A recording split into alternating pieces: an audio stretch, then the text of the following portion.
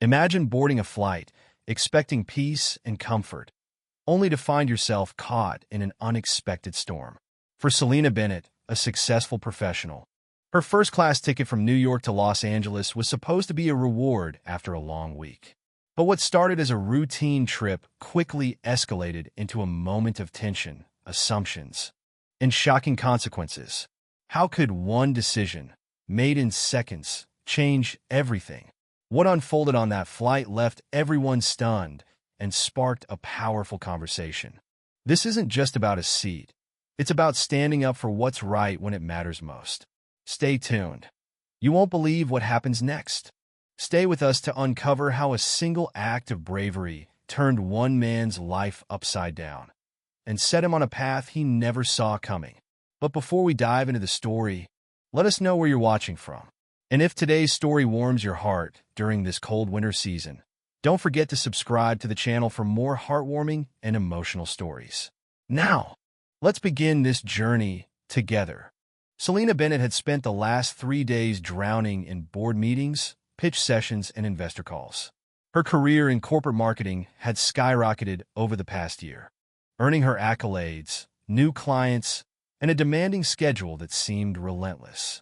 Today marked the end of her whirlwind trip to New York City, where she had closed 2 major contracts and secured her company's next big campaign. Exhaustion tugged at her every step, but beneath the fatigue was the quiet pride of a woman who had fought hard to reach where she was. As she stood in the JFK airport terminal, clutching a designer laptop bag and a carry-on, Selena reminded herself why she had splurged on the first-class seat. For once, she wasn't going to settle for cramped leg space, disinterested flight attendants, or the perpetual hum of engines keeping her awake. She had booked her ticket weeks ago on Aero West Airlines Flight 268 to Los Angeles, treating herself to a quiet, luxurious flight after a grueling week. It wasn't something Selena did often. She preferred saving for practical goals. But today, comfort felt necessary. She took a moment to breathe as the boarding call echoed over the loudspeakers.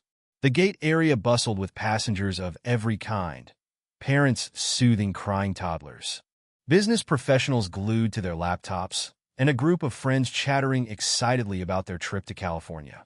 Selena tuned out the noise, pulling her sleek boarding pass from her bag. Seat 3C. It had a nice ring to it, she thought, envisioning the plush first-class recliner and the promise of a hot towel and glass of sparkling water waiting for her. Selena's heels clicked softly against the jet bridge as she walked with purpose. Everything about her exuded calm confidence.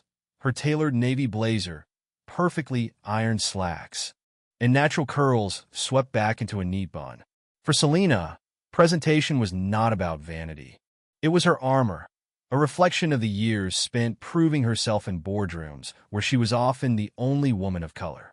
Her mantra had always been simple: be prepared, be excellent, and no one can doubt you. As she stepped into the plane's cabin, the stark contrast between economy class and first class was impossible to miss.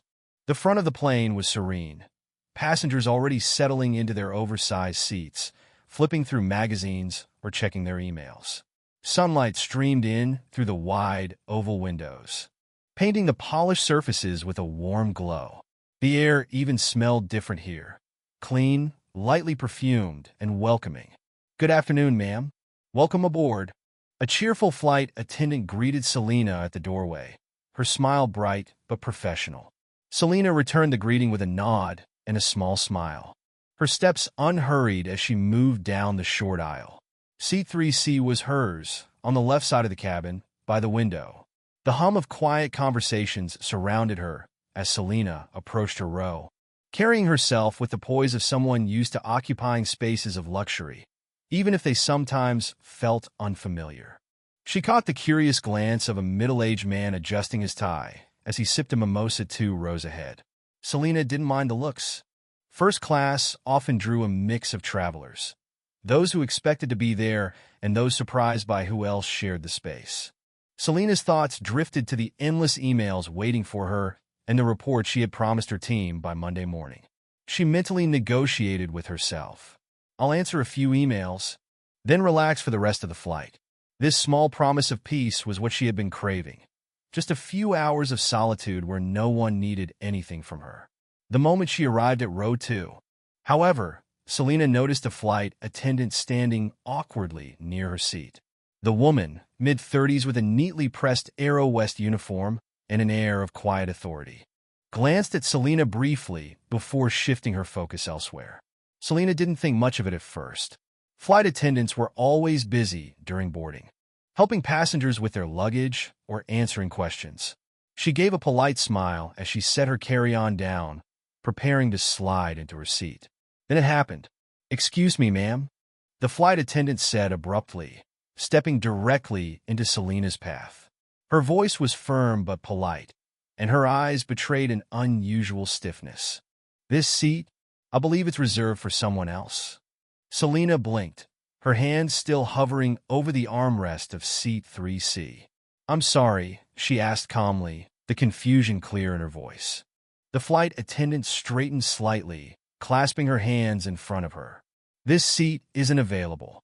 I'll need you to move to another one." A sudden stillness surrounded them, like a faint ripple spreading across an otherwise tranquil pond. Passengers nearby paused their conversations, a few heads turning discreetly in Selena's direction. Selena's brow furrowed in surprise as she pulled out her boarding pass and held it up. "This is my seat," she said, her voice composed but firm. "Seat 3C, as printed on my ticket." The flight attendant glanced briefly at the boarding pass, but made no move to back down. Her expression grew colder, her voice more insistent. "I'm sorry for the inconvenience, but you'll need to take another seat for now." Something about the way she said "for now" made Selena's unease grow.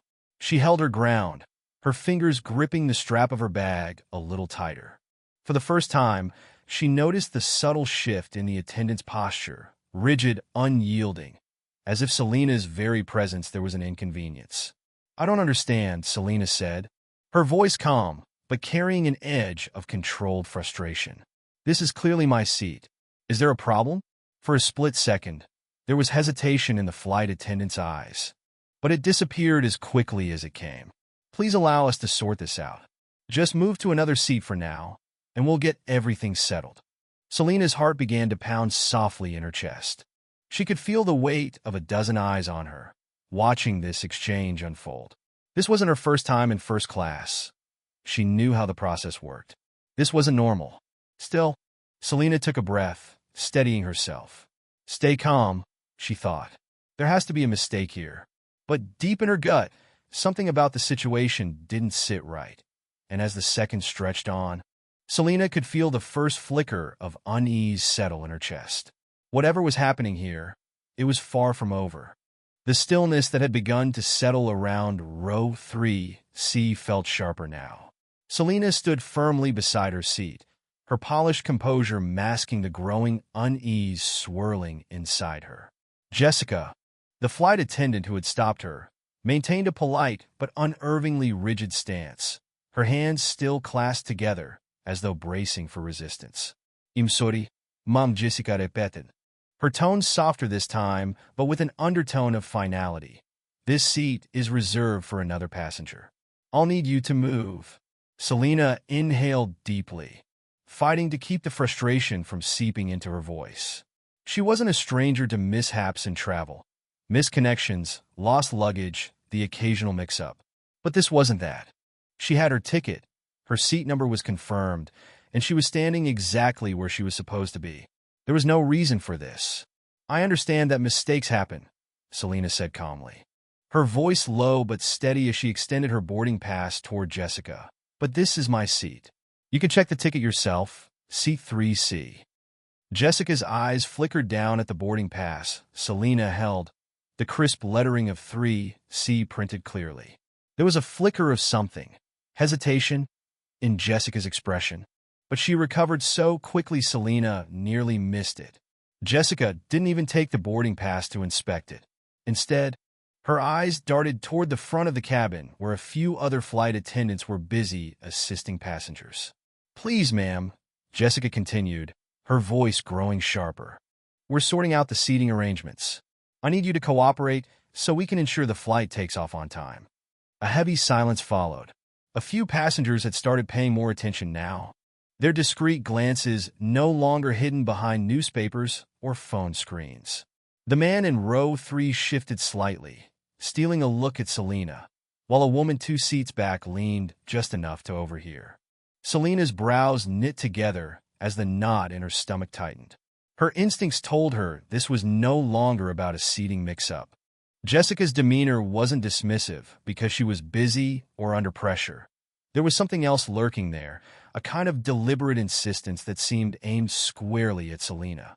Still, Selina stayed composed. Years in corporate boardrooms had trained her for moments like this. Remain calm, control the narrative, and refuse to be rattled. "I appreciate your effort to keep things on schedule," Selina replied, her voice measured and unflinching, "but I paid for this seat. First class. Seat 3C. I have the ticket, and I have every right to sit here." She kept her gaze steady on Jessica, hoping the flight attendant might realize the absurdity of the situation and back down. Jessica, however, didn't waver. Instead, she exhaled sharply through her nose, the air around her thickening with unspoken tension. "Ma'am, I'm asking you to sit in another seat temporarily while we sort this out." There was a slight edge to her words now, an edge that made it clear this wasn't a request anymore. The knot of unease in Selina's chest twisted into something heavier. She couldn't ignore the unspoken subtext in Jessica's behavior, the unyielding refusal to even entertain that Selina belonged here. Is it because I'm a black woman? The thought formed unbidden in her mind, and for a brief moment, Selina felt her pulse quicken. It wasn't the first time she had been in situations where her presence was questioned or doubted, sometimes in subtle ways, other times as blatant as this. A quiet murmur ran through the cabin now as the awkward scene unfolded. Selina could feel the weight of invisible stares pressing down on her. Some passengers whispered quietly to each other, while others stole glances and quickly looked away, pretending not to notice. A businessman a few rows back audibly sighed, clearly annoyed by the delay. The tension was growing, but Selina wasn't about to back down. "I'm sorry," Selina said, her tone now firm as steel, "but I'm not moving until you give me a valid reason why my seat, is unavailable." Jessica's lips pressed into a thin line, as if she were struggling to maintain control of the situation. Before she could respond, Selina raised her hand slightly, her patience wearing thin. "If you can't resolve this, I'd like to speak to someone in charge. A senior flight attendant, perhaps." Her words carried a quiet authority, one that seemed to catch Jessica off guard. For a moment, Jessica hesitated, her gaze flitting between Selina's unyielding expression and the other passengers who were now openly watching the exchange. Finally, with visible reluctance, she stepped back. "Fine," Jessica said curtly, her voice tinged with frustration. "I'll get the lead flight attendant." Selina gave a small nod, her spine straight, her expression composed. As Jessica turned and marched toward the front of the cabin, Selina exhaled, gripping the strap of her bag tightly. Inside, her emotions swirled, a mix of frustration, disbelief, and that deep-seated discomfort that came from feeling out of place despite doing everything right. She had been calm and reasonable, yet she was being treated like a problem. She glanced around briefly, her eyes meeting those of a middle-aged woman seated across the aisle. The woman gave her a small, uncertain smile, as if to say, "I'm sorry you have to deal with this." Selina appreciated the gesture, but it did little to ease the weight pressing on her chest. A minute later, Jessica returned, accompanied by a tall man with graying hair and a name badge that read Daniel Reese, lead flight attendant. His expression was neutral, his steps measured as he approached. "Ma'am," Daniel began, his voice professional but wary. "Is there a problem here?" Selina held up her boarding pass again, her voice calm but with an unmistakable edge. "This is my seat 3C. I've been asked to move, and I'd like to know why." Daniel took the boarding pass from her this time, his eyes scanning it carefully. He looked back at Jessica, who stood stiffly beside him. "This seat should be hers," he said quietly, though his tone carried no confidence. Jessica leaned in, whispering something that Selina couldn't hear. Daniel's eyes flicked briefly to Selina, his brow furrowing in hesitation. He glanced toward the front of the plane as though hoping to find some guidance. But there was none. "Please wait just a moment, ma'am," Daniel said at last, handing back her boarding pass. "I'll need to confirm something with the captain." Selina's jaw tightened as he turned and strode toward the cockpit, leaving her standing there, holding her ground. The murmurs from other passengers grew louder now, and the discomfort in the air was palpable. Selina refused to let it rattle her. She had done nothing wrong, and she wasn't about to be made to feel otherwise. Whatever was happening, it wasn't over yet. Selina remained rooted in place, her boarding pass clutched firmly in her hand as her pulse beat steadily in her ears. The air in the first-class cabin felt heavier now, every second stretching longer than the last. She watched as Daniel, the senior flight attendant, disappeared toward the cockpit, leaving her stranded in an awkward limbo. Beside her, Jessica lingered a step away, arms crossed, her posture rigid and defensive.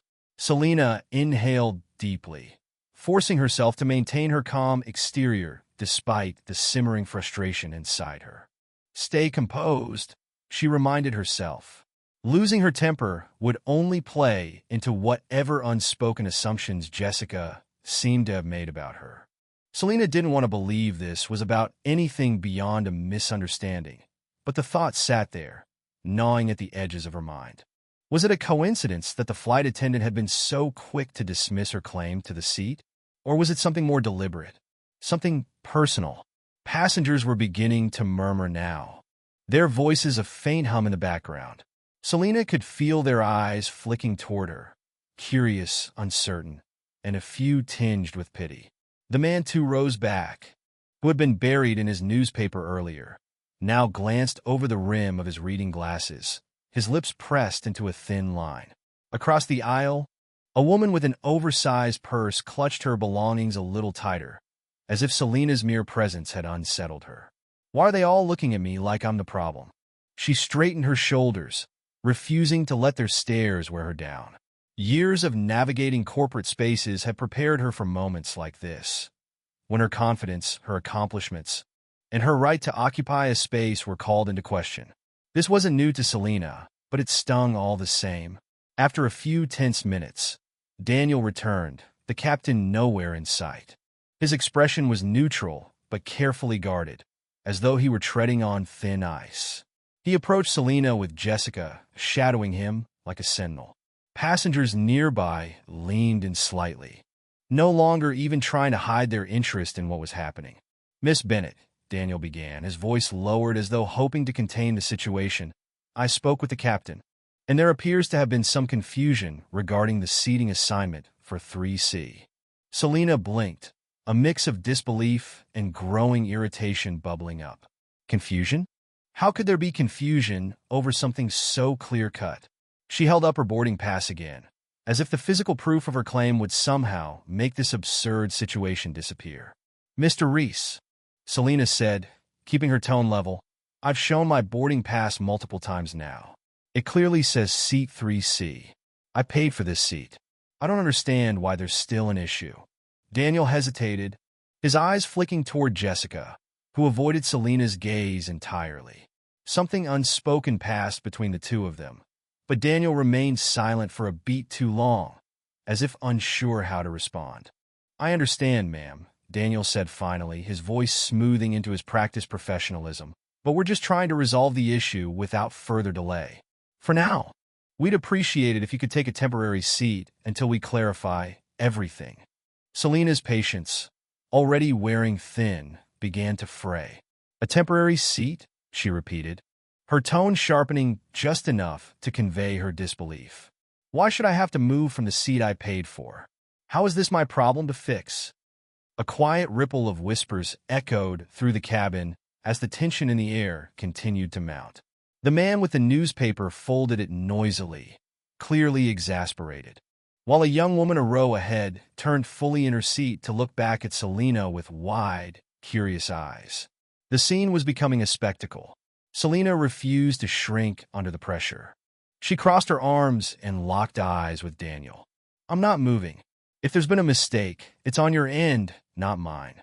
And unless you can give me a valid reason why I can't sit here, I will remain in my assigned seat." Daniel glanced at Jessica again, and for a fleeting second, Selena thought she saw discomfort in his expression, like a man who'd been backed into a corner. But instead of addressing her directly, he leaned toward Jessica and whispered something Selena couldn't hear. It was enough to make her blood simmer. Why are they whispering? Selena knew what it felt like to be excluded, to be dismissed as if she didn't belong. That knot of unease, the one she'd tried to push down earlier, resurfaced now with a vengeance. There was no reason for this, no logical explanation that didn't point to something deeper, something uglier. Her voice cut through the whispering like a knife. "If you're going to make me move, I expect an explanation. A real one." Jessica flinched ever so slightly at Selena's words, but Daniel held up a hand, his tone shifting to a placating calm. "Miss Bennett, I assure you we're doing everything we can to handle this matter. I just need your cooperation." "This isn't about cooperation," Selena interrupted, her words deliberate and sharp, though she refused to raise her voice. "It's about fairness. I've done nothing wrong. I followed all the rules. But here I am, standing in front of my seat while you both treat me like I'm the problem." A hush fell over the cabin now, the murmurs evaporating as passengers held their collective breath. Selena could feel the weight of their silent judgment pressing down on her shoulders, but she refused to let it break her. Her gaze flicked briefly toward Jessica, who was avoiding eye contact entirely now. "Tell me the truth," Selena said, her voice low but pointed. "Why are you asking me to move?" Daniel seemed to falter then, his mask of neutrality slipping for a fraction of a second. He glanced toward the front of the plane, as though silently pleading for someone else to intervene. When no help came, he sighed, looking back at Selena with an almost apologetic expression. "Please, Miss Bennett," he said quietly, though his voice was tired now. "Just give us a moment to resolve this. I promise it won't take long." Selena studied his face, searching for some hint of sincerity, some indication that this was merely a mix-up and not something more insidious. But all she found was hesitation, and that hesitation told her everything she needed to know. The subtle undertones of bias, the whispering, the refusal to fully acknowledge her, were impossible to ignore now. Whether intentional or not, Selena knew she was being singled out, and the realization cut deeper than she wanted to admit. She straightened, squaring her shoulders as she looked Daniel directly in the eye. "I'm staying right here. If you need to resolve something, then do it, but I'm not moving from the seat I paid for." Daniel opened his mouth to respond, but seemed to think better of it. Instead, he offered her a curt nod before stepping back. "Understood, Mom. I'll speak with the captain again." As Daniel turned and walked away, Jessica remained where she was for a moment longer, her face tight with an emotion Selena couldn't place. Then, without a word, Jessica turned and disappeared down the aisle, leaving Selena standing there, alone but resolute. The cabin was silent now, the tension thick enough to cut. Selena could still feel the eyes of the other passengers, but she no longer cared. Whatever was happening here, she wasn't going to let it rattle her. She had every right to that seat, and she wasn't backing down. Not now. Not ever. The sound of hushed voices and murmured conversations floated through the first-class cabin. But to Selena, it felt like white noise. She remained standing near her seat, 3C, her arms crossed and her gaze fixed on the aisle ahead. Daniel, the senior flight attendant, had disappeared once more toward the cockpit to consult the captain, leaving behind a growing air of discomfort that seemed to grip the entire front section of the plane. Jessica, the flight attendant who had started the confrontation, was nowhere to be seen, perhaps busying herself with tasks elsewhere. Yet her absence did little to ease Selena's frustration. The knot in her stomach had grown tighter, her unease solidifying into anger. Why do I feel like I've done something wrong when I haven't? Selena thought, her jaw clenched. She sat down in the edge of row 2C, just one seat across from the window seat she had paid for. Her movements were measured, deliberate, as if to silently communicate. I'm not moving further than this. Resolve it now. She placed her bag on her lap and stared out the window, pretending to admire the view of the tarmac while the tension swirled around her. Passengers were no longer hiding their curiosity. A couple sitting 2 rows ahead exchanged a quiet conversation, glancing back at her. The man who had been reading earlier now scrolled through his phone, sneaking occasional looks in her direction. Across the aisle, a younger man in his 20s with earbuds hanging loosely around his neck shook his head, muttering, "What's the holdup?" Selina refused to meet their stares. This wasn't a scene she had created, and it certainly wasn't one she was about to own. They can whisper all they want, she thought, but I'm not letting them make me feel small. Moments later, Daniel returned, this time flanked by a tall, middle-aged man with salt and pepper hair and a press pilot's uniform. His navy blue blazer bore an embroidered Aero West Airlines logo, and his badge read Captain Richard Collins. His walk was brisk and authoritative, the kind of presence that immediately commanded attention. Selina stood as they approached, her back straight and her chin slightly lifted. She could feel the tension radiating from the surrounding rows as the murmurs fell to silence. "Good afternoon, Miss Bennett," Captain Collins began, his voice smooth and professional. "I understand there's been some confusion regarding your seat." "Confusion?" Selina repeated, her tone carrying a sharp edge she no longer tried to mask. "With all due respect, Captain, there's nothing confusing about this." She held up her boarding pass, the crisp 3C staring back at them like undeniable evidence. "This is my assigned seat, confirmed and paid for. I've shown this multiple times now." Captain Collins offered a practiced nod and reached out to inspect her ticket. He examined it closely, his brow furrowing slightly as he exchanged a glance with Daniel. "You're absolutely right," he said, handing the ticket back to her. "Your seat assignment does indeed say 3C, and I apologize for the inconvenience you've experienced so far." Selina blinked, momentarily surprised. Finally, she thought, her frustration simmering down just slightly. But then Captain Collins continued. "However," he added, his tone softening as though trying to placate her, "we're currently sorting through an unexpected issue regarding the manifest and seating arrangements.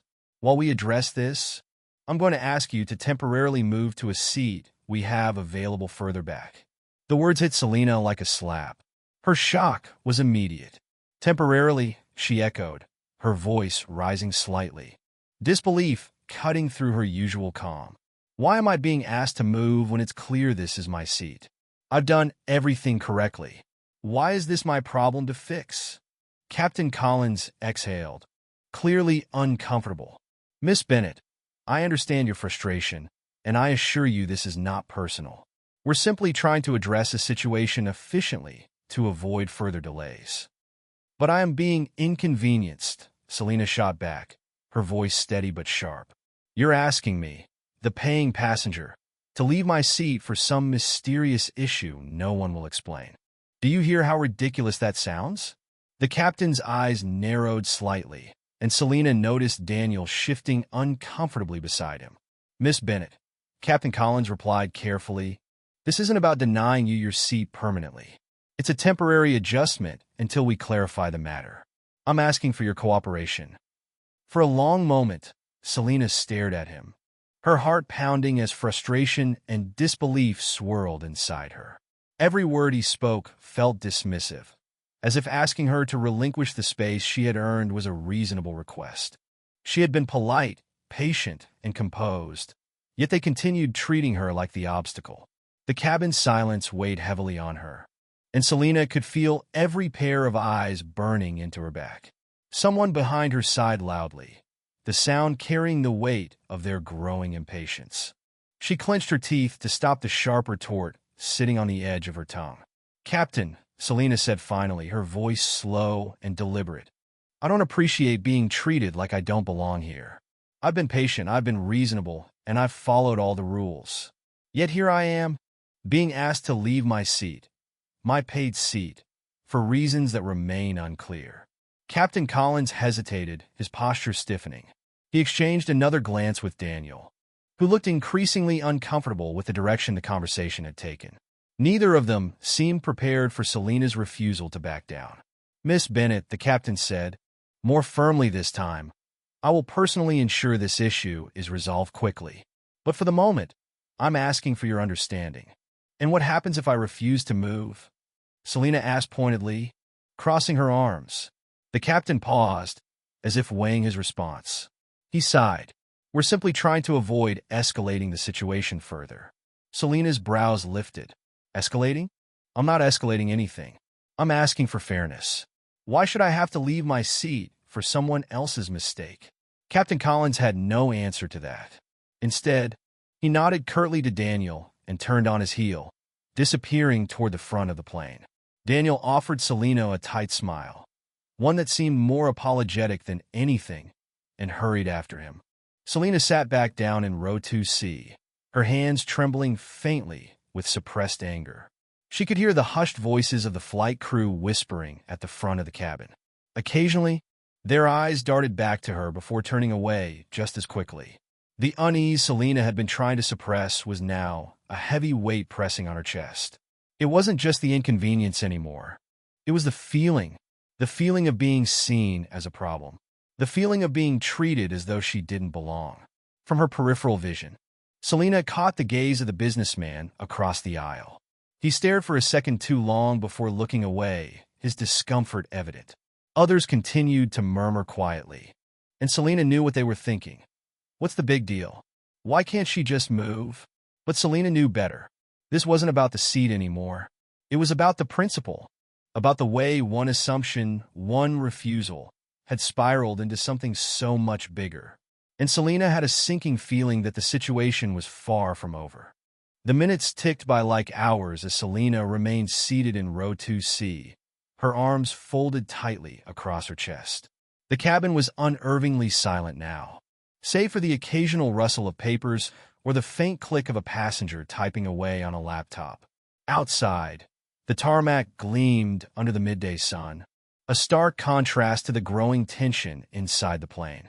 Selina watched as Daniel, the senior flight attendant, and Captain Collins whispered quietly near the front of the cabin. From where she sat, their words were impossible to hear, but their body language spoke volumes. Hushed, hurried, and increasingly tense. Jessica was there too, standing just a few steps away. Unlike before, her posture was no longer rigid and commanding. Now, she looked smaller, her arms hanging loosely at her sides, and her eyes darting nervously between Daniel and the captain. The unease in Selina's stomach had only deepened. Something was happening, and though she couldn't put her finger on it yet, she could feel the air shifting, like the calm before a storm. Suddenly, Captain Collins stepped forward, his voice booming over the intercom, breaking the heavy silence. "Ladies and gentlemen," he began, his tone professional, but carrying an unmistakable weight. "I apologize for the delay in our departure and for any inconvenience caused. A personnel issue has come to our attention, and as a result, we will be removing a member of the cabin crew from this flight." A ripple of confusion swept through the cabin. Heads turned sharply as murmurs rose to fill the space.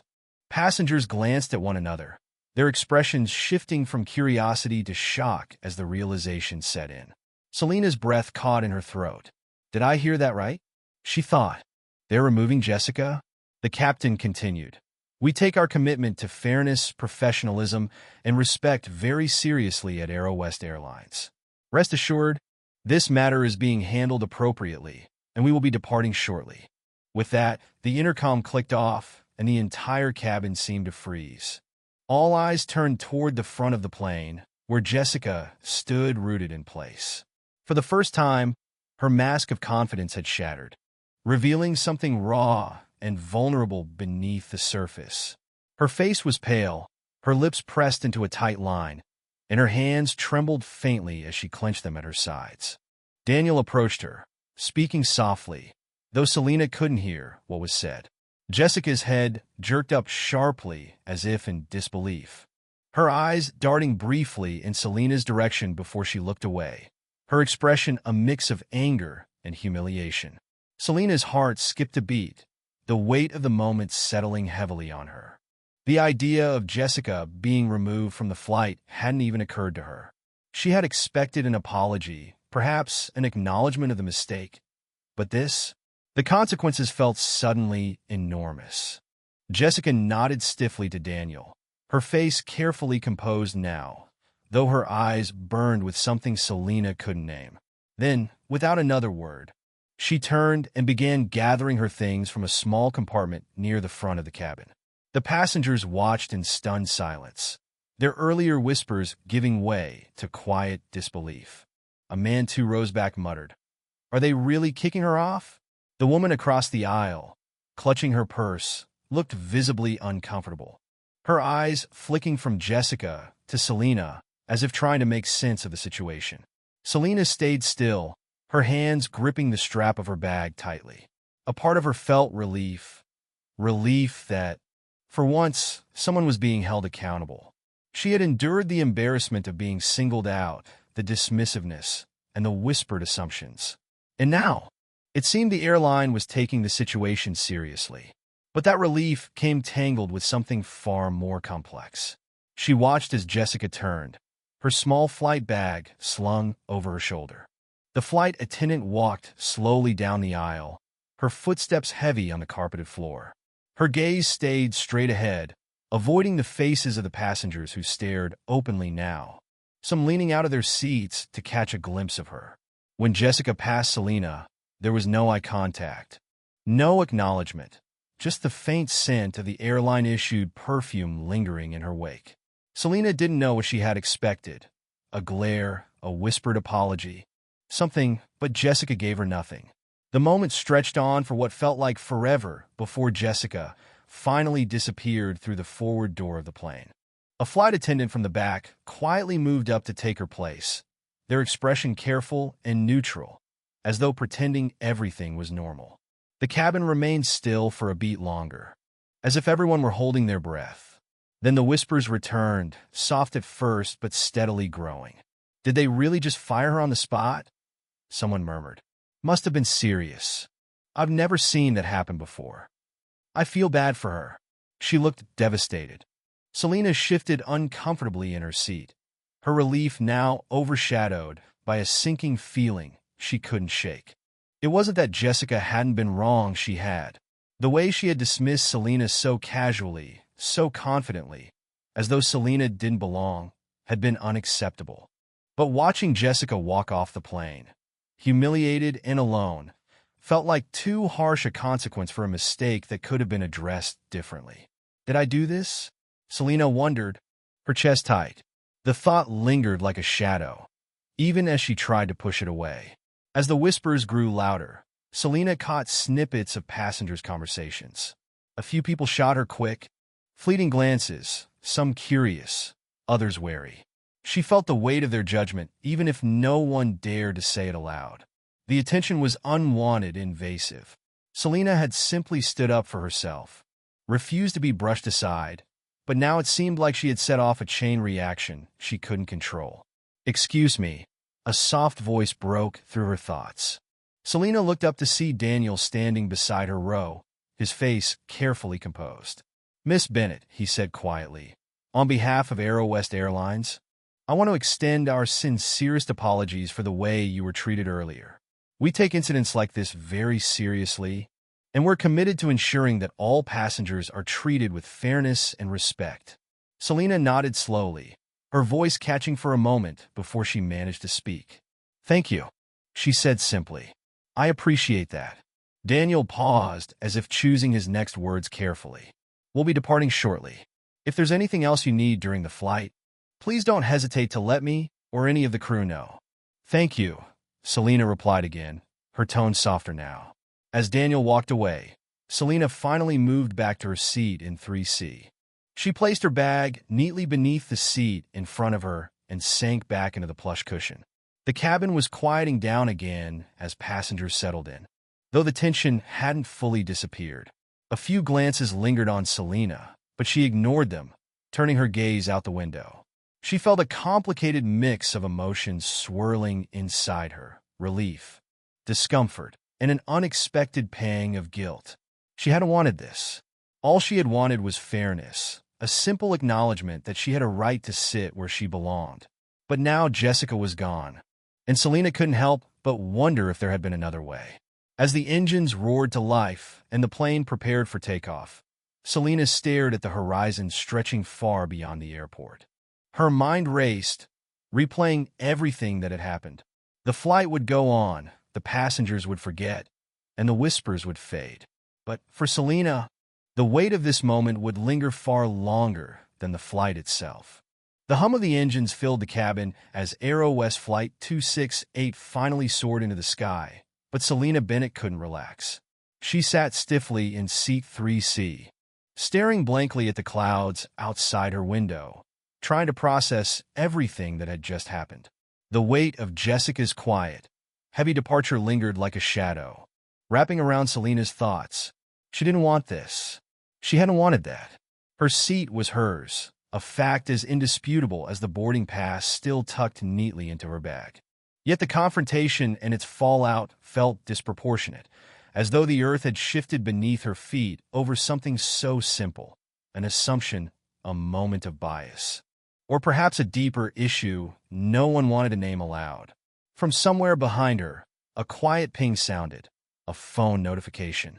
Then another. A faint rustling of whispers moved through the cabin like ripples across a pond. Selena turned slightly in her seat, catching glimpses of passengers fiddling with their devices. Someone a row back angled their phone slightly, and Selena saw the faint flicker of a video playback, a grainy recording of her and Jessica mid-confrontation. The sound inaudible, but the tension unmistakable. Her stomach sank. It's already out there. By the time the plane landed at LAX, Selena's phone had begun buzzing incessantly. She hesitated before turning it on, her gut telling her exactly what awaited her. The flight itself had been quiet after takeoff, the crew all but disappearing except for Daniel, who moved about the cabin with the mechanical politeness of someone trying to restore normalcy. Selena had tried to distract herself, answering emails, skimming a marketing report, but her focus wavered every time someone glanced her way.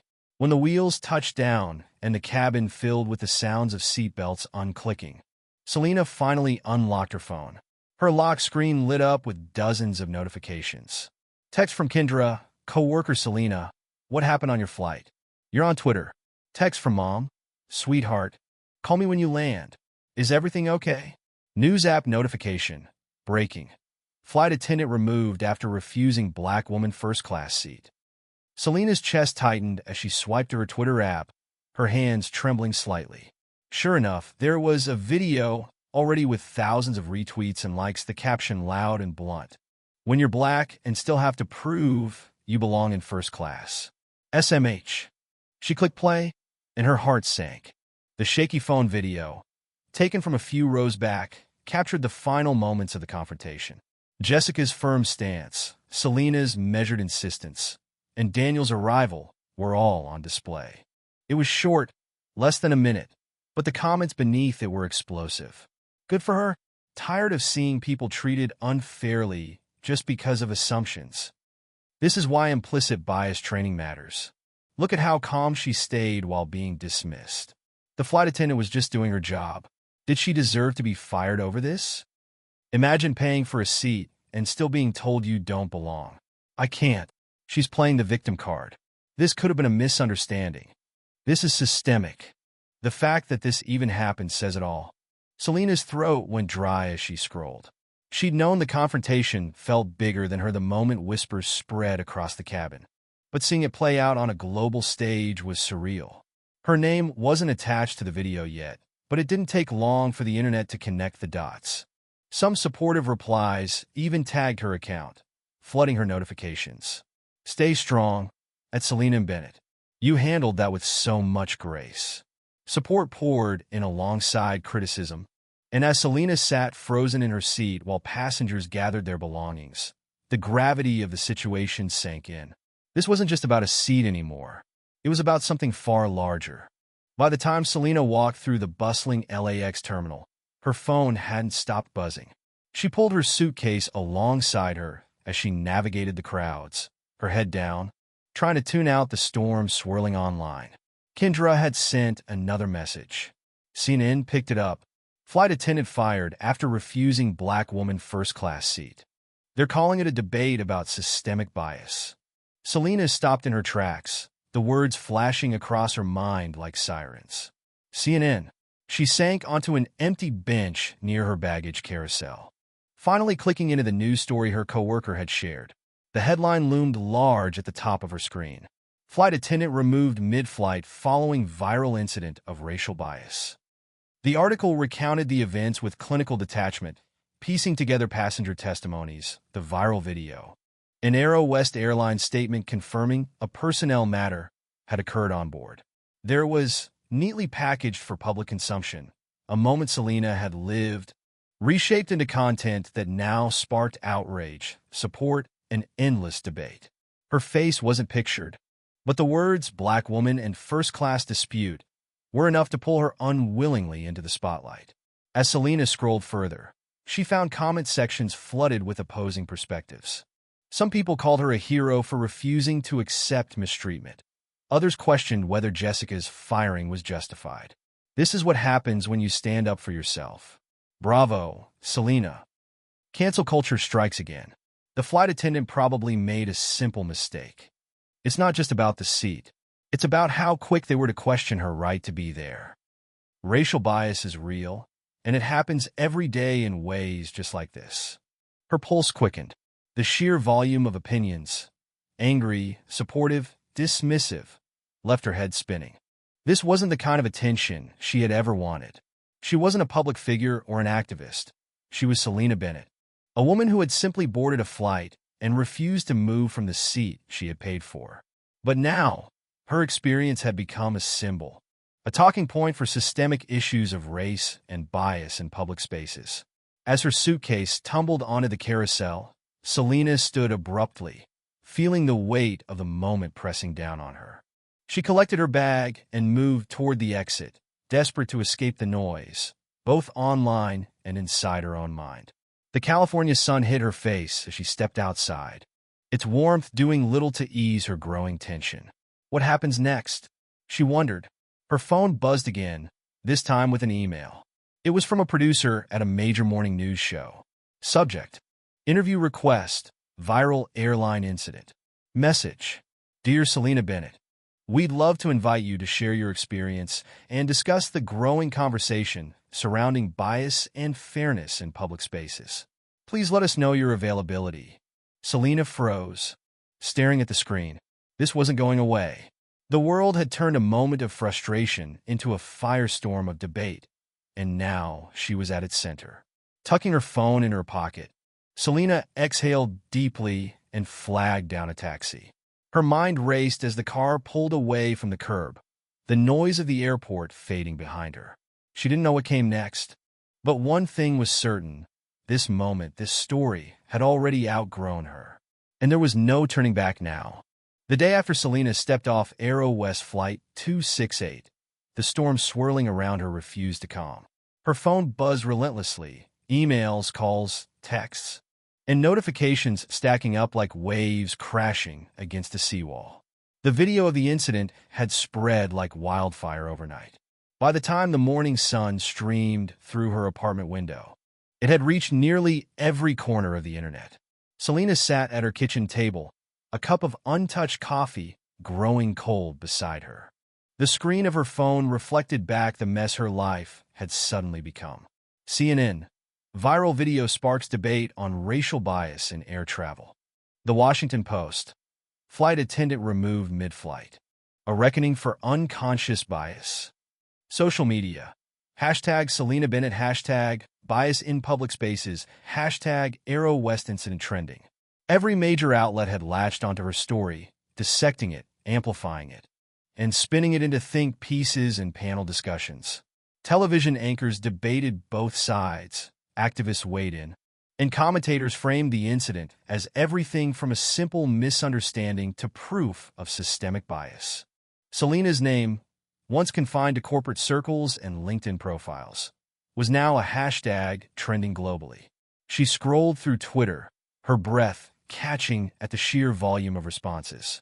For every message of solidarity, there was another questioning her motives. At Lisa reads, Selena Bennett is an inspiration. These microaggressions happen every day, but most people don't speak up. She did. At Fairmind 100, This was blown out of proportion. One mistake, and someone loses their job? What happened to compassion? At James R. 2024. How do you accidentally question someone's seat? Let's not pretend race wasn't part of this. At Flight Crew Voices. We don't know the whole story yet. Maybe Jessica wasn't at fault. Hashtag Justice for Jessica. Selena set the phone down and rubbed her temples. Her exhaustion running deeper than the lack of sleep. She hadn't asked for this spotlight, hadn't wanted to become a symbol for racial bias or justice. All she'd wanted was to sit in the seat she had rightfully paid for. And yet, here she was, a name, a face, a story now too big for her to control. A ping broke the silence. Another email. Subject: Thank you. Message: Hi, Selena. I saw what happened to you on that flight. I've been through something similar, stopped at a business conference, told I didn't belong at my table until I proved I was the keynote speaker. It's exhausting having to constantly justify ourselves. Thank you for standing your ground. You've given people like me hope. Marcus T., California. Selena blinked at the message. A soft ache settled in her chest. Over the past 24 hours, she'd received dozens, no, hundreds of emails and direct messages like this.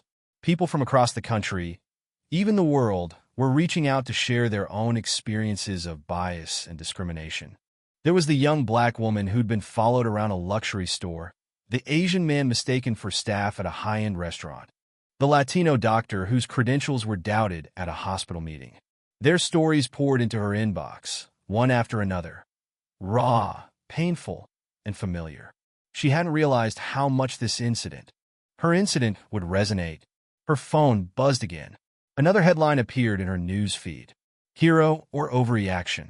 Public divided over flight attendants' dismissal. The article was thorough, pulling quotes from passengers, airline spokespeople, and even Jessica's colleagues. Some supported Jessica's removal, saying her behavior was inexcusable. Others called it harsh, arguing she deserved a chance to learn and correct her actions. AeroWest Airlines had released a carefully worded statement. We uphold the highest standards of respect and fairness for all passengers. While this matter remains internal, we are committed to ensuring such incidents do not occur again. It was neutral, vague, designed to quiet the noise without taking a definitive stance. Selena wasn't surprised. Corporations rarely like to be caught in the crossfire. She stared at her reflection in the window for a long moment. Hero or overreaction? Is that what it had come to? A fight over labels? Later that afternoon, Selena's phone rang. It was her mother. Selena, I just saw you on the news, her mother said gently, concern lacing her voice. Are you okay, sweetheart? Selena hesitated. I don't know, Mom. It's all so much. Everyone's talking about it like it's some huge cultural moment. And I don't even know how I feel. I didn't ask for this. Her mother's voice softened. Sometimes these moments choose you, baby. You didn't go looking for a fight, but you stood your ground. And now people are seeing something they needed to see. I didn't want Jessica to lose her job, Selena admitted, her voice cracking. I wasn't trying to punish anyone. You wanted to be treated with respect, her mother finished for her. And you deserve that. Don't lose sight of that, Selena. Her mother's words settled like a bomb over Selena's raw emotions, but the tension remained. As the evening wore on, Selena found herself pulled deeper into the storm. News outlets invited her for interviews. Activists praised her as a quiet hero, and strangers debated her actions as though she were an idea instead of a person. She sat in the glow of her laptop screen, flipping through videos of panel discussions. On one show, a commentator shook her head. This isn't just about a seat. It's about how society views certain people in certain spaces. The assumption that someone doesn't belong, that's where the harm begins. On another network, a different perspective emerged, the voices lingering in her ears long after the screen went dark. Before bed, Selena scrolled through the messages on her phone one last time. She paused on an email that stood out from the rest. Subject: You're not alone. Selena, thank you for sharing your story. I know the weight must feel unbearable, but please know you're not alone. You're helping shine a light on something that too many of us have carried in silence. Keep going. Amara L., Atlanta. Selena's heart swelled, the words washing over her like a tide. She set the phone down and lay back in bed, staring at the ceiling as the city buzzed quietly outside her window. The truth was she did feel conflicted. Part of her wanted to hide, to retreat into the anonymity she'd once taken for granted. But another part of her, the part that read every story of bias, every message of solidarity, understood something deeper. This was bigger than her. A single moment on an airplane had sparked a national conversation about bias, privilege, and fairness. Selena hadn't asked for the spotlight, but now that it was on her, she couldn't turn away. Her mother was right. Sometimes these moments chose you. And as Selena closed her eyes, she realized she couldn't ignore the responsibility that had come with it. She didn't have all the answers, but she knew one thing. She wouldn't let this moment be wasted. In the days following the viral explosion of her story, Selena Bennett felt like she was walking through a surreal, parallel version of her own life. Her morning coffee still tasted the same. The familiar hum of New York City still rang outside her window, and her daily routine still carried on. But beneath the surface, everything felt different, charged with a weight she hadn't yet fully embraced. Selena stared out the window of her apartment, the city lights twinkling in the growing dusk. The glow of her phone screen reflected off the glass, a steady stream of notifications continuing to roll in. Each message, each headline, each tag on social media added to the sense that this moment was no longer just hers. Her story had become a conversation. But what kind of conversation, Selena wondered? One that brought about change, or one that faded into the noise like so many others? The thought nagged at her. For all the attention her incident had attracted, Selena felt torn, proud that she'd stood her ground, yet uncomfortable with the consequences that had followed. Jessica's dismissal still haunted her. The flight attendant had been wrong. Yes, but was firing her the only solution? Selena couldn't say for sure, but the guilt lingered. As she paced her living room, Selena's phone buzzed. This time, it wasn't another journalist or news outlet. It was Maya Green, a well-known racial justice advocate who had reached out the day before. Selena, I know you're feeling overwhelmed, but your experience has power. It's starting a conversation that we've been having for years, but now more people are listening. Let's talk when you're ready. Selena hesitated before typing out a quick reply. Thank you, Maya. I'd love to learn how I can help. When are you free? Maya responded almost immediately. How about tonight? Just a call. I'll share what I know. Later that evening, Selena found herself curled up on her couch, phone pressed to her ear. Maya's voice was warm and steady, the kind of tone that immediately put her at ease. Selena, Maya began, I want you to know that you're not alone in this. What happened to you on that flight? It happens every day to people who look like us. The only difference is that someone caught it on camera this time, and it happened to someone who couldn't just let it slide. I never wanted this attention, Selena admitted softly. I didn't plan to become, whatever it is people are calling me now, a hero, Maya suggested. Or a troublemaker, Selena countered, her voice tinged with frustration. Some people are saying Jessica didn't deserve to lose her job, that I'm ruining someone's life. Maya sighed gently.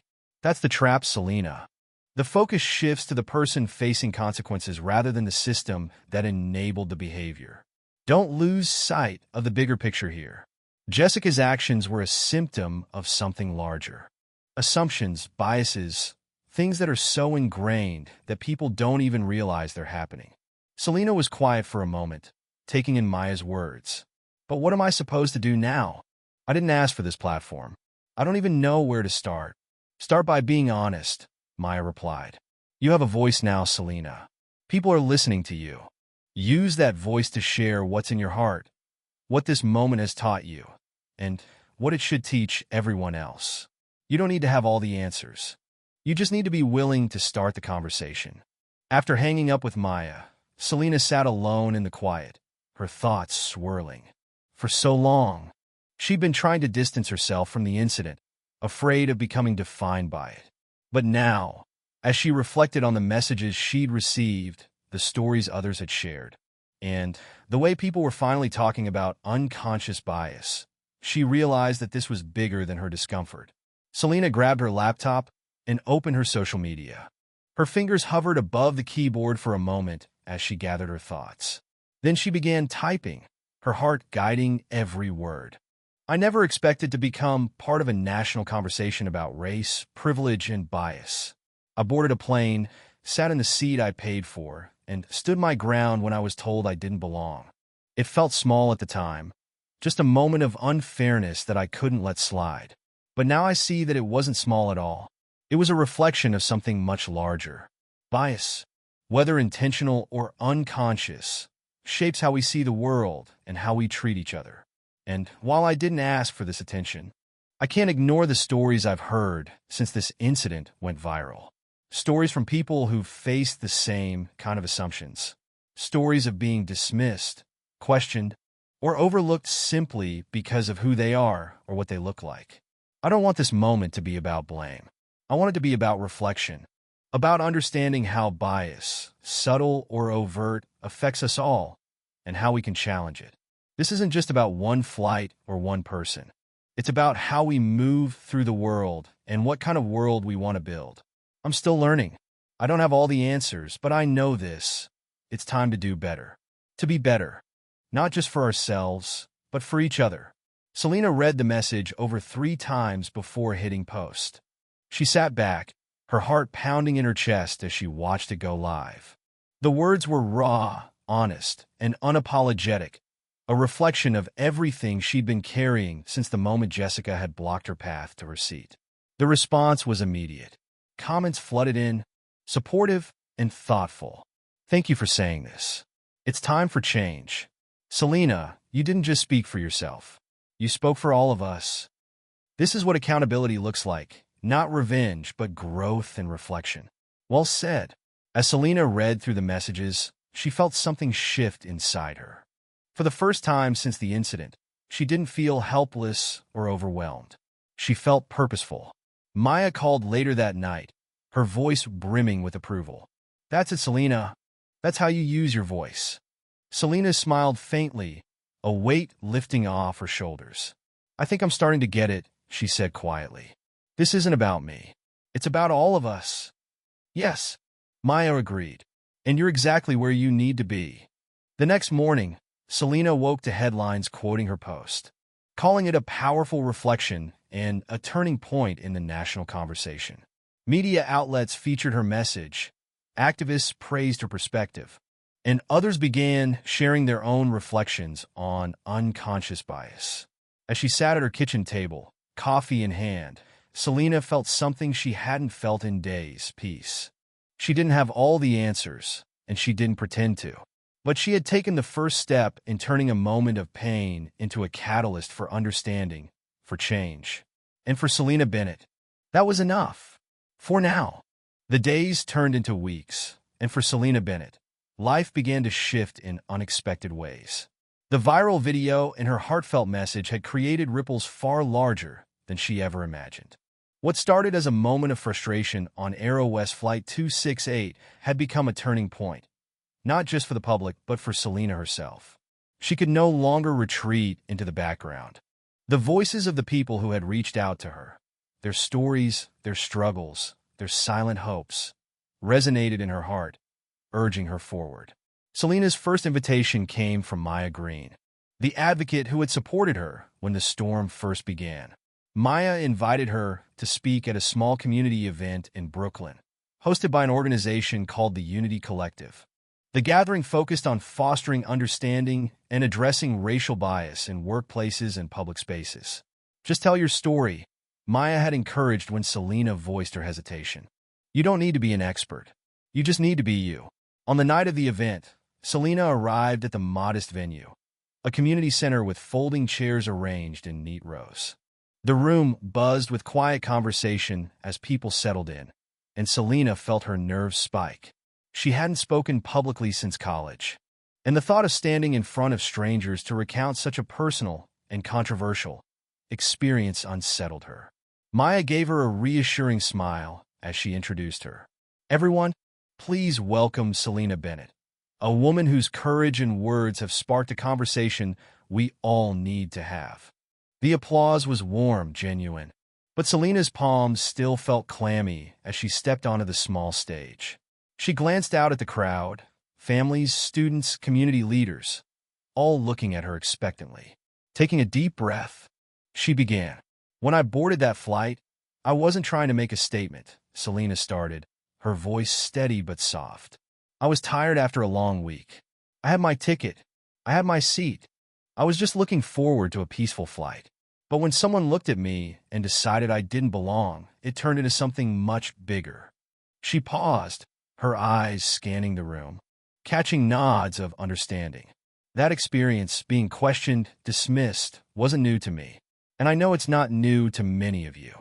What I realized that day is that moments like these, moments of bias, aren't always loud or obvious. They're subtle, they're ingrained, and they happen to people like us every day. Selena spoke honestly from the heart, recounting the incident and its aftermath. She talked about the guilt, the scrutiny, and the overwhelming pressure of becoming the center of a public debate. But most of all, she talked about what she'd learned, the importance of reflection, of understanding, and of using her voice to push for change. I don't want this story to divide us, she concluded, her voice firmer now. I wanted to bring us together, to encourage all of us to look at our own biases, to ask questions, and to do better. We can change the way we see each other. We can change the way we treat each other. But it starts with us, right here, right now. The room erupted in applause, and Selena let out a quiet breath of relief as she stepped off the stage. Maya greeted her with a hug. "You did it," she whispered, "and you did it beautifully."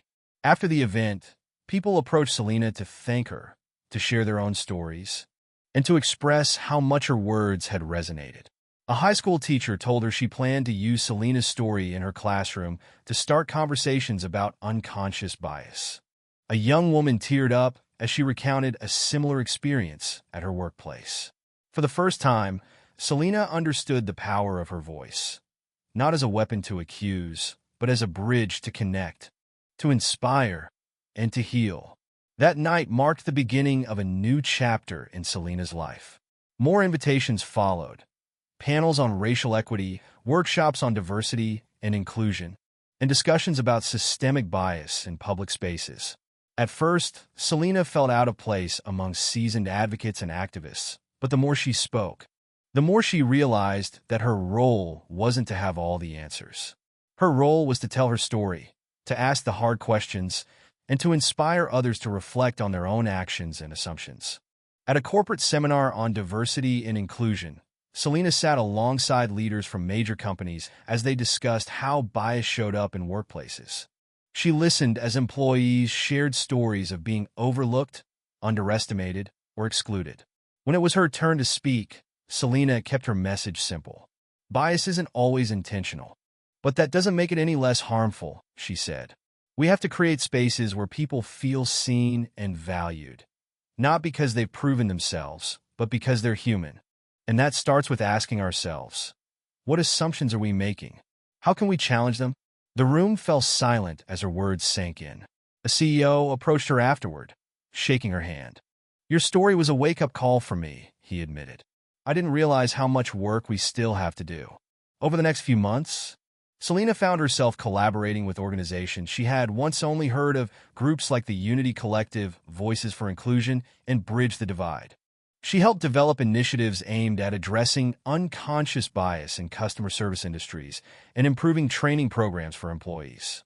She also met with policymakers to discuss broader systemic changes needed to ensure fairness in public spaces.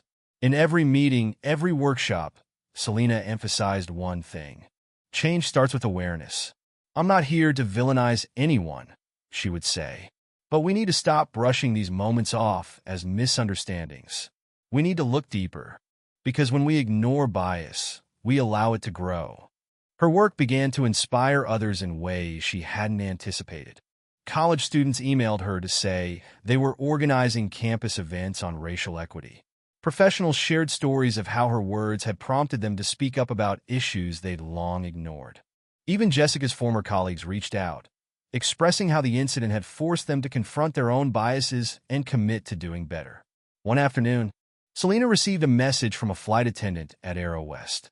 Selena, your story made me reflect on the assumptions I've made without realizing it. It's hard to admit, but I've had my own moments of bias. I'm taking steps to learn and grow because of you. Thank you for opening my eyes. Selena stared at the message for a long time, a sense of quiet pride swelling within her. This was why she kept speaking out. As the months passed, Selena grew into her role as an advocate. She no longer felt like an imposter in these spaces.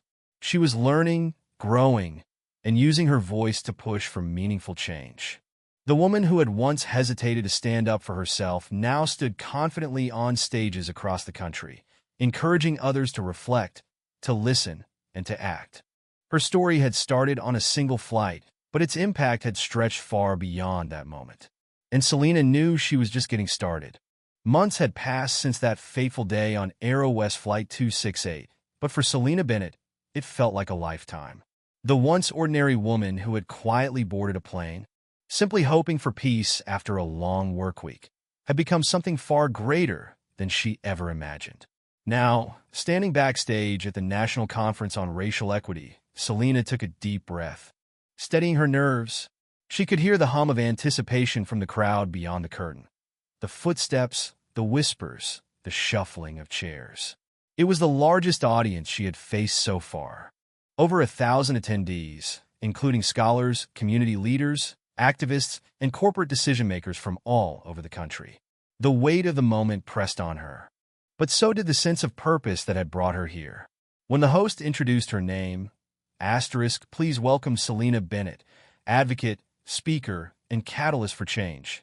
The applause was thunderous. Selena walked onto the stage with poise, her heels clicking softly against the polished wood floor. The bright lights overhead felt blinding at first, but as she reached the podium and looked out at the crowd, a sense of calm washed over her. She was ready. "Thank you," Selena began, her voice clear and steady. "I want to start by saying I'm not an activist by training. I didn't study this, and I didn't plan for any of this. I was just a passenger on a plane."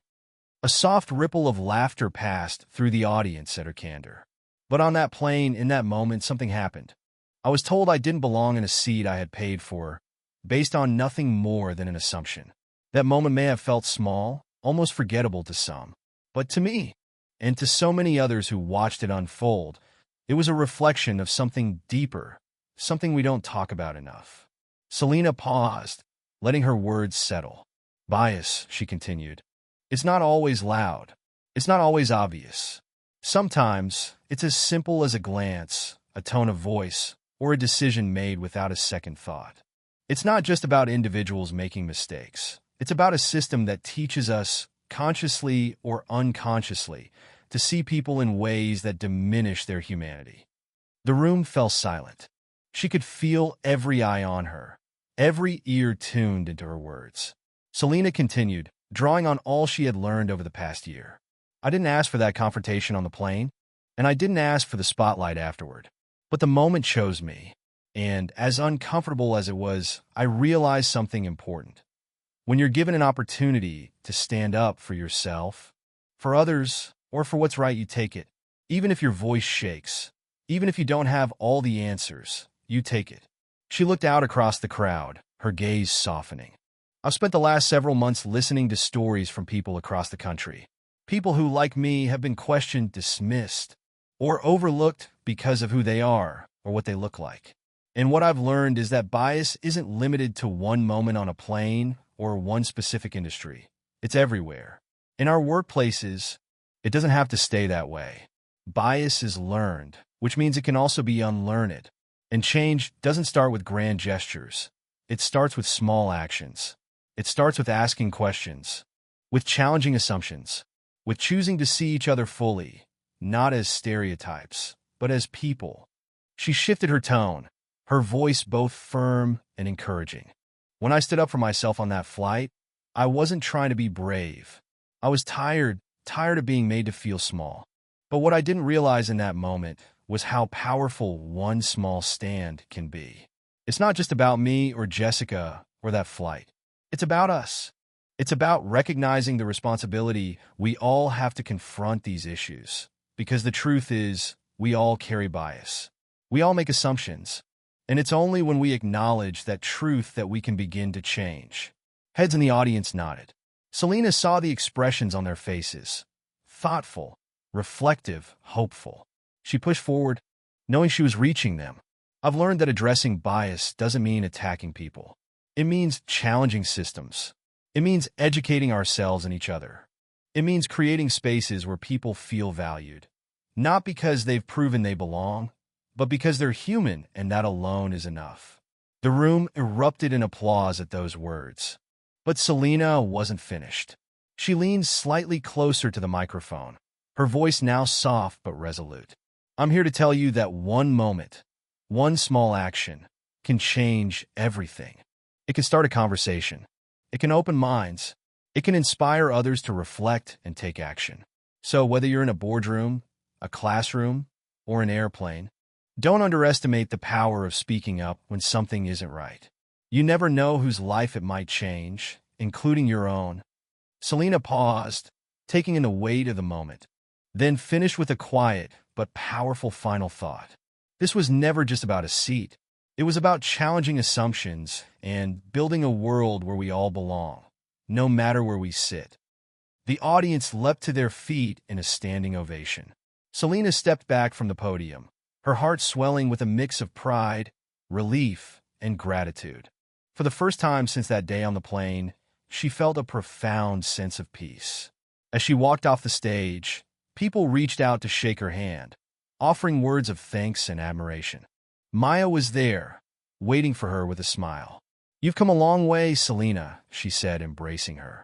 I had no idea where this journey would take me, Selena admitted, looking out at the crowd. But I'm glad I didn't back down. Maya nodded. You're not just part of the conversation anymore. You're helping to lead it. That evening, as Selena sat in her quiet apartment, she reflected on everything that had brought her to this point. She thought about Jessica, the flight attendant who had set this chain of events into motion. She wondered where Jessica was now, and if this experience had changed her too. Selena hoped it had, that it had pushed her to grow, to learn, to see things differently. In the end, Selena realized they were all part of a larger story, one about fairness, empathy, and understanding. The lessons were clear. Bias could be unlearned, systems could change, and even the smallest stand could inspire something much bigger. As she closed her laptop, Selena smiled. This wasn't the end of her journey. It was only the beginning. She wasn't just the woman who had stood up for herself on a flight anymore. She was part of a movement, part of a legacy that would continue long after her voice had quieted. And no matter how far this road took her, Selena knew one thing for certain. She would keep going. Because the work wasn't finished yet. It never would be. But that was the beauty of it. There was always more to build, more to learn, and more to change. And Selena Bennett was ready. Thank you so much for staying with us until the end of this story. Your support means the world. And if you enjoyed this, don't forget to hit that subscribe button so you won't miss out on more inspiring and powerful stories to come. See you in the next one.